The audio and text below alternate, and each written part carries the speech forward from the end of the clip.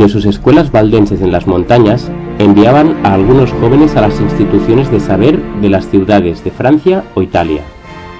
En las escuelas a donde iban no debían intimar con nadie. Su ropa estaba confeccionada de tal modo que muy bien podía ocultar el mayor de sus tesoros, los preciosos manuscritos de las Escrituras. Los llevaban consigo, y siempre que podían hacerlo sin despertar sospecha, cautelosamente ponían alguna porción de la Biblia al alcance de aquellos cuyo corazón parecía dispuesto a recibir la verdad. El Espíritu de Cristo es un espíritu misionero. El primer impulso del corazón regenerado es el de traer a otros también al Salvador. Tal era el espíritu de los cristianos valdenses. En todas partes esparcían la preciosa semilla.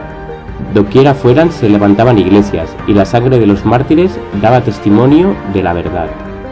El día de Dios pondrá de manifiesto una rica cosecha de almas segada por aquellos hombres tan fieles.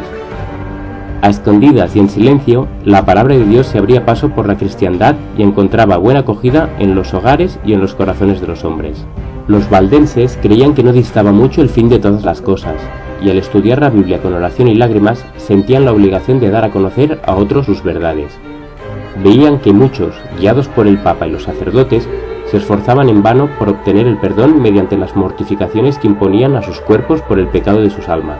Así es como las doctrinas de Roma tenían sujetas a las almas concienzudas.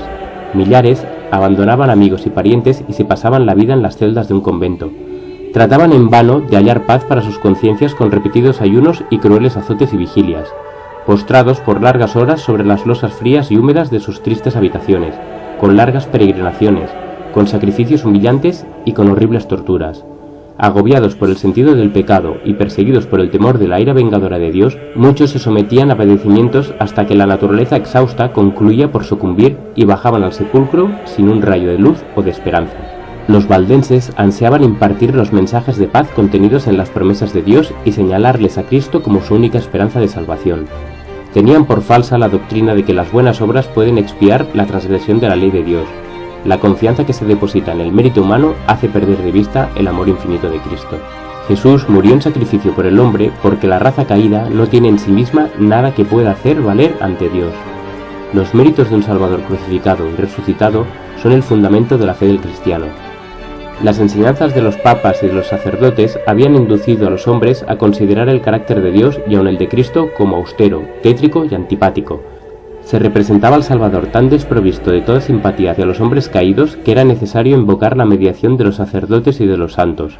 Aquellos cuya inteligencia había sido iluminada por la palabra de Dios ansiaban mostrar a estas almas que Jesús es un Salvador compasivo y amante, que con los brazos abiertos invita a que vayan a Él todos los cargados de pecados, de cuidados y de cansancio. El mayor gozo de los misioneros valdenses era infundir esperanza a las almas sinceras y agobiadas por el peso del pecado, que no podían ver en Dios más que un juez justiciero y vengativo. De este modo, la luz de la verdad penetraba en muchas mentes oscurecidas, disipando las nubes de tristeza hasta que el sol de justicia brillaba en el corazón impartiendo salud con sus rayos al leer que la sangre de Jesucristo su Hijo nos limpia de todo pecado. Muchos no se dejaban engañar por los asertos de Roma y confiaban plenamente en los méritos de Jesús y repetían las palabras: sin fe es imposible agradar a Dios, porque no hay otro nombre debajo del cielo, dado a los hombres, en que podamos ser salvos. A menudo se proferían palabras como estas: ¿aceptará Dios en verdad mi ofrenda? ¿Me mirará con ternura? ¿Me perdonará? La respuesta que se les leía era: venid a mí todos los que estáis cansados y agobiados, y os daré descanso. En muchas ocasiones no se volvía a ver al mensajero valdense de la verdad, se había marchado a otras tierras o su vida se consumía en algún calabozo desconocido, o quizás sus huesos blanqueaban en el sitio mismo donde había muerto dando testimonio por la verdad. Pero las palabras que había pronunciado no podían desvanecerse. Hacían su obra en el corazón de los hombres y solo en el día del juicio se conocerán plenamente sus preciosos resultados. Los caudillos papales veían peligrar su causa debido a los trabajos de estos humildes itinerantes.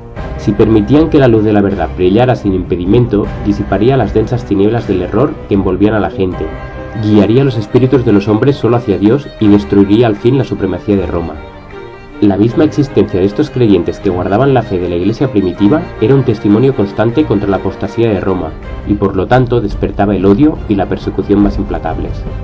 Entonces empezaron las más terribles cruzadas contra el pueblo de Dios en sus hogares de las montañas. Lanzáronse inquisidores sobre sus huellas, y la escena del inocente Abel cayendo ante el asesino Caín repitióse con frecuencia. Entonces fueron asolados sus feraces campos, destruidas sus casas y capillas. Como la fiera que se enfurece más y más al probar la sangre, así se enartecía con gran intensidad la ira de los papistas a causa de los sufrimientos de sus víctimas.